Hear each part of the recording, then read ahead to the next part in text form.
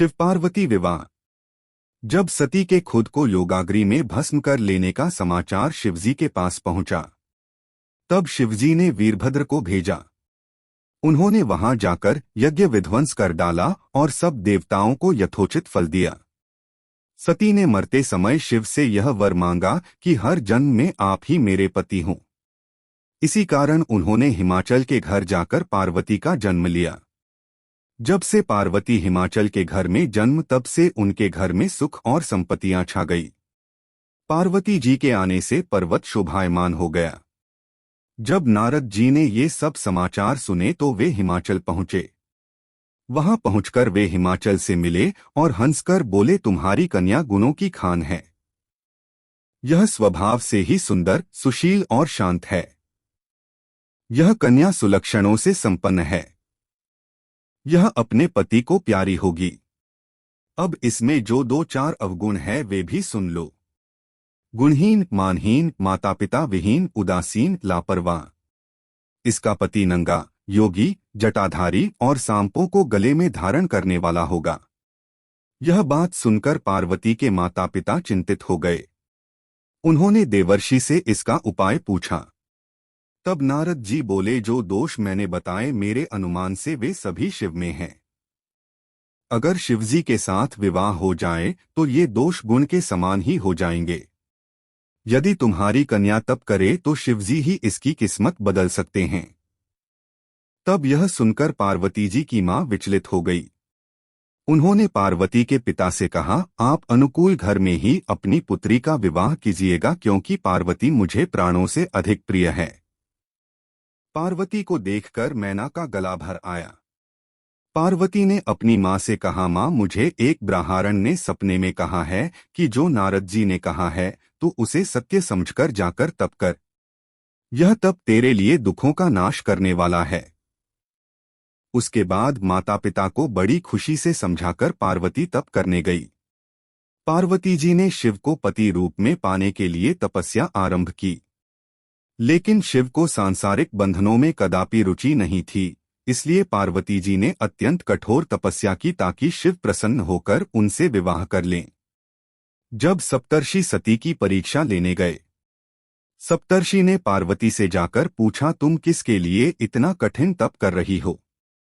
तब पार्वती ने सकुचाते हुए कहा, आप लोग मेरी मूर्खता को सुनकर हंसेंगे। मैं शिव को अपना पति बनाना चाहती हूँ।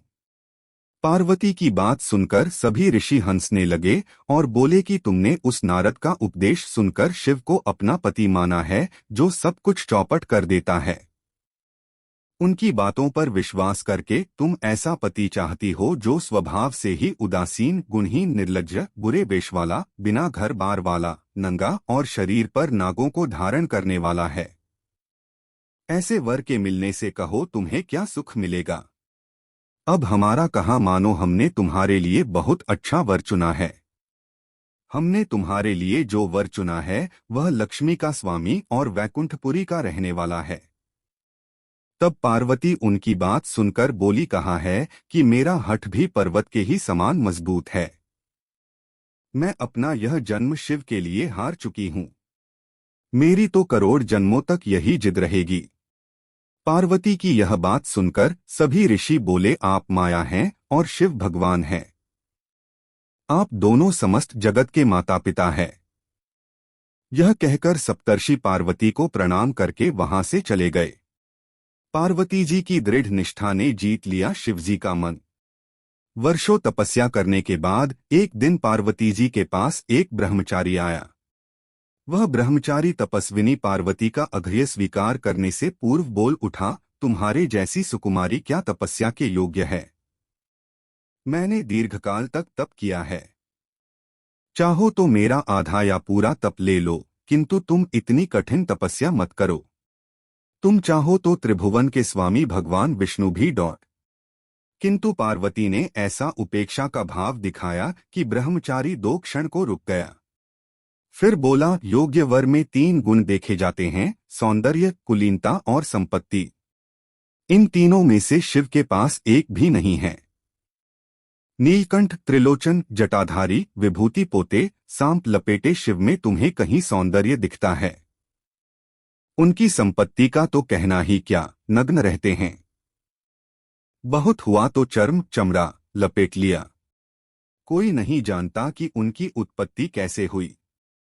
ब्रह्मचारी पता नहीं क्या क्या कहता रहा, किंतु अपने आराध्य की निंदा पार्वती को अच्छी नहीं लगी। अत वे अन्यत्र जाने को उठ खड़ी हुई। तब शिव उनकी निष्ठा देख ब्रह्मचारी रूप त्याग प्रकट हुए और उनसे विवाह किया। जहां दृढ़ लगन, कष्ट सहने का साहस और अटूट आत्मविश्वास हो, वहां लक्ष्य की प्राप्ति अवश्य होती है।